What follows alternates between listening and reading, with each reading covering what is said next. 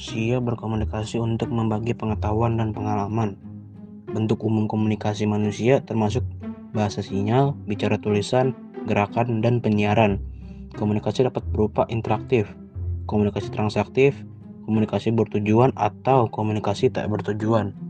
Dalam video ini, saya menjelaskan pengertian komunikasi dan model komunikasi interaksional dan model komunikasi transaksional. Model interaksional dikembangkan oleh Wilbur Schramm tahun 1954 yang menekan pada proses komunikasi dua arah di antara pada komunikator, dengan kata lain komunikasi berlangsung dua arah, dari pengirim kepada penerima dan dari penerima kepada pengirim. Proses melingkar ini menunjukkan bahwa komunikasi selalu berlangsung. Pandangan interaksional mengilustrasikan bahwa seseorang dapat menjadi pengirim maupun penerima dalam sebuah interaksi, tetapi tidak menjadi keduanya sekaligus.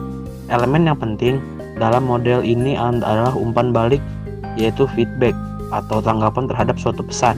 Umpan balik dapat berupa verbal atau non-verbal, sengaja maupun tidak disengaja.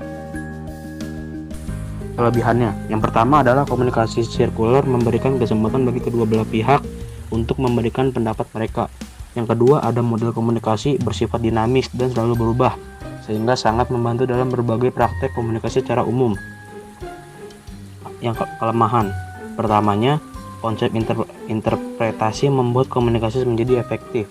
Yang kedua, umpan balik tidak terjadi secara simultan. Yang ketiga, umpan balik terjadi secara tertunda atau membutuhkan waktu yang lama. Dan yang terakhir, umpan balik bersifat tidak langsung. Dan di sini juga saya menjelaskan pengertian komunikasi dan komunikasi transaksional. Model komunikasi transaksional ini dikemukakan oleh Barnlund. Dalam model komunikasi ini memberikan penekanan pada proses pengiriman dan penerimaan pesan yang berlangsung secara terus-menerus dalam suatu sistem komunikasi. Dalam mekanisme pengiriman dan penerimaan pesan, proses komunikasi berlangsung secara kooperatif, di mana pengirim dan penerima secara bersama-sama bertanggung jawab terhadap ekses atau akibat dari proses komunikasi yang berlangsung. Apakah efektif atau tidak? Karena dalam model ini, makna dibangun oleh umpan balik dari peserta komunikasi.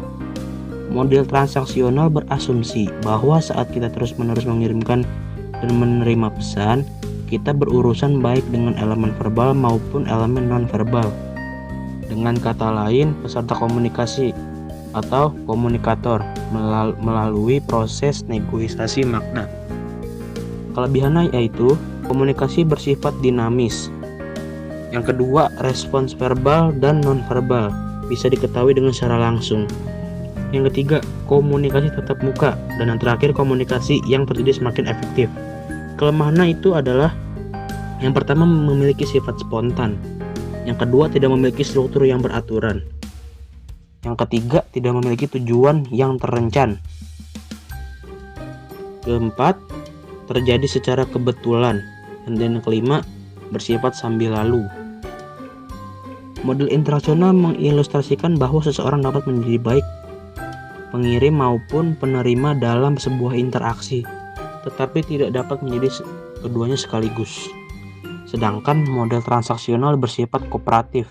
Baik pengirim maupun penerima sama-sama bertanggung jawab terhadap dampak dan efektivitas komunikasi yang terjadi. Dengan demikian, model transaksional membuat komunikasi yang terjalin menjadi lebih efektif. Model interaksional tidak berjalan secara dinamis, sehingga feedback yang bersifat tidak langsung terjadi terselama tertunda dan membutuhkan waktu lama, serta feedback tidak terjadi secara selimutan. Sedangkan model transaksional dengan komunikasi yang sifatnya dinamis dan komunikasi tatap muka, maka respons verbal dan nonverbal bisa diketahui secara langsung. Demikianlah penjelasan saya mengenai komunikasi transaksional dan interaksional. Kurang lebihnya mohon maaf, semoga bermanfaat.